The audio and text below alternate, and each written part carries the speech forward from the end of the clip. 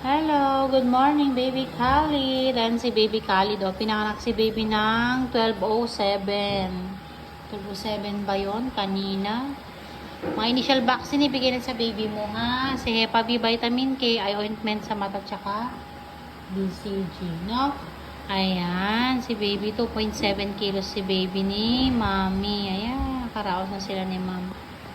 Hello baby. Ano yun? Ang cute-cute naman nito. Sobrang puti ng baby na yon. Ay, gutom na.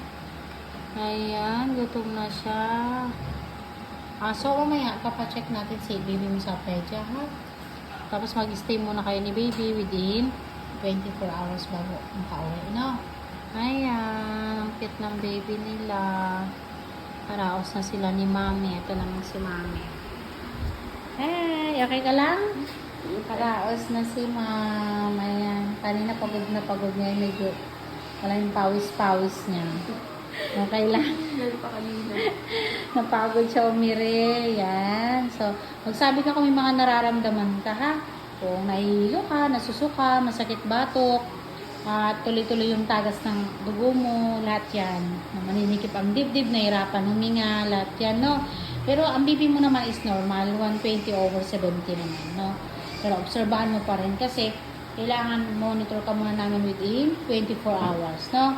Ayan, congrats! Nakaraas na kayo ni baby mo. Thank you!